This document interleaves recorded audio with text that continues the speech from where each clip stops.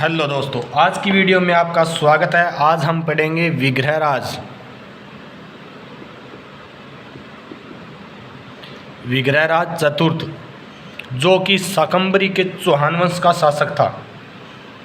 इसका कार्यकाल दोस्तों 1158 से लेके 1163 ईस्वी तक था और हम ये पढ़ेंगे एनसीईआरटी से। फैक्ट जो अक्सर एग्जाम में पूछा जाता है। तो आपने दोस्तों सुना होगा कवि बांधव। तो ये विग्रहराज चतुर्थी था। संस्कृत पाठशाला आपने सुनी होगी, जिसे बाद में 2.5 दिन का झोंपड़ा बनाया था, वही इसी ने बनाया था। तो आगे हम आज विग्रहराज चतुर्थ को पढ़ेंगे। अगर दोस्तों चैनल पे नए हो तो चैनल ज्वाइन ज़रूर करना, वीडियो ज़्यादा से ज़्यादा शेयर करना। तो पहले विग्रहराज ने तोमरों को पराजित कर दिल्ली पर अधिकार किया था। तोमरों को पराजित करने वाला ये था, पराजित किया था इसने और दिल्ली जीता था। और दिल्ली जीतने वाला पहला चौहान वंश का शासक था विग्रहराज चतुर्थ। अगर क्वेश्चन ये आए कि दिल्ली पर अधिकार करने वाला पहला चौहान शासक कौन है, तो ये है दोस्तों विग्रहराज। इससे पहले हमने अजयराज और अरुणोराज की वीडियो डाल दी है, वो भी आप देख लेना। इसने गजनवी के यानी इस तोमरों को पराजित किया था। इसके बाद में इसने पराजित किया था गजनी के खुसरू शाह को। यानी इन दो व्यक्तियों को इसने पराजित किया था। विग्रहराज ने तोमरों को भी और गजनी के खुसरू शाह को। जानक ने इसे कवि बांधव की उपाधि दी। कवि बांधव विग्रहराज चतुर्थी है और इसे ये उपाधि दी थी जानक ने। तो जानक ने कवि विग्रहराज को क्या उपाधि दी थी? कवि बांधव की। इसने अजमेर में एक संस्कृत पाठशाला बनाई थी।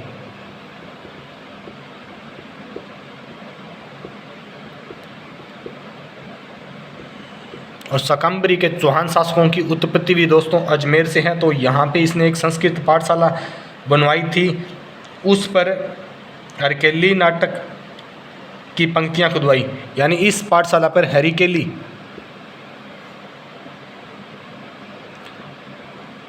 इसका एक नाटक था, इसने इसमें पंक्तियाँ लिखवाई थी।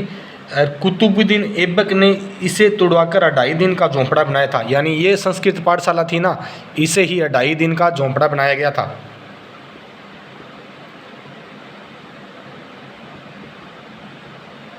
और ये बनाया था ऐबक ने, कुतुबुद्दीन ऐबक ने इसे तोड़कर। विग्रहराज ने बिशलपुर बसाकर वहाँ बिशलपुर झील बनाई। एक शहर बसाया था इसने बिशलपुर, और वहाँ पे इसने बिशलपुर झील का निर्माण किया था। तो बिशलपुर झील का निर्माण का अगर पूछा जाए तो वो विग्रहराज चतुर्थ ने किया था। और आना सागर झील का पूछा जाए तो उसका किसने किया था? तो वो किया था अरुणोराज ने। तो कुछ विद्वान हुए हैं दोस्तों जिन्होंने इनके बारे में प्रशंसा में कुछ कहा है। तो सबसे पहले हम देखते हैं डॉक्टर दशरथ शर्मा क्या कहते हैं। तो दशरथ शर्मा कहते हैं कि उसकी महत्ता निर्मितवाद है, क्योंकि एक सेनाध्यक्ष के साथ साथ वह एक विजेता, सेनाध्यक्ष एक विजेता, साहित्य का संरक्षक, एक कवि, एक सूझबूझ वाला निर्माता कहा है। यानी इसकी तुलना दशरथ शर्मा ने एक सेनाध्यक्ष, विजेता और कवि के रूप में की है। पृथ्वीराज विजय का लेखन लिखता है कि इसके बाद में पृथ्वीराज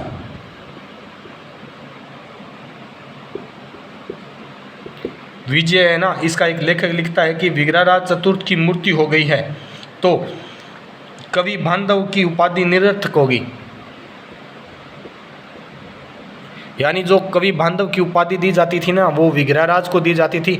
इसकी मूर्ति होने के बाद में ये उपाधि निरर्थक होगी, क्योंकि इसके जैसा कोई व्यक्ति अब और है नहीं जो ये उपाधि ले सके। और ये लिखते हैं कि क्योंकि इस उपाधि को धारण करने में किसी भी क्षमता नहीं रही, और उसके बाद में सोमदेव तो विग्रहराज को वीरों में नहीं वरन विद्वानों में मानता है। सोमदेव इसे विद्वानों में मानता है क्योंकि एक अच्छा कवि था ये, इसके कारण विद्वानों में इसकी गिनती की जाती है। ये केवल इसकी मिथ्या प्रशंसा नहीं है, हैरीकेली जो नाटक है उसमें इसकी योग्यता भी आंकी गई है।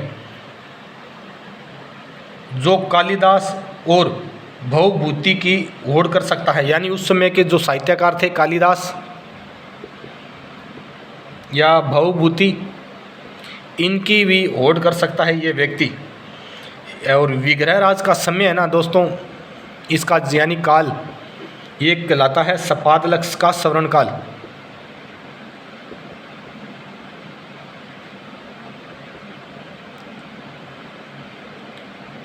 तो हम देखते हैं कि क्या क्या विद्वान ने क्या कहा। दशरथ शर्मा कहते हैं कि सेनाध्यक्ष विजेता और कवि के रूप में इन्हें तुलना की गई है। पृथ्वीराज विजय कहते हैं कि एक कवि बांधव की जो उपाधि है वो अब निरर्थक हो गई है, इनकी मृत्यु के बाद में ऐसा कोई विद्वान नहीं है जो इसकी उपाधि धारण कर सके। और सोमदेव कहते हैं ये विद्वानों में सर्वश्रेष्ठ है, ना कि वीरों में, क्योंकि इन्होंने इतने युद्ध वगैरह नहीं किए, पर जो हरिकेली नाटक लिखा है ना वो विद्वानों में बहुत ही शानदार नाटक है इनका। और कालिदास और जो भवभूति है उनकी होड़ करने वाला ये व्यक्ति था विग्रहराज चतुर्थ, और इसका समय कहलाता है सपादलक्ष का सवर्ण काल। तो दोस्तों ये थे विग्रहराज चतुर्थ जो हमने अभी वीडियो में देखा। आपको वीडियो कैसी लगी कमेंट करके ज़रूर बताएं, ज़्यादा से ज़्यादा शेयर करें। आगे हम पढ़ेंगे पृथ्वीराज तृतीय।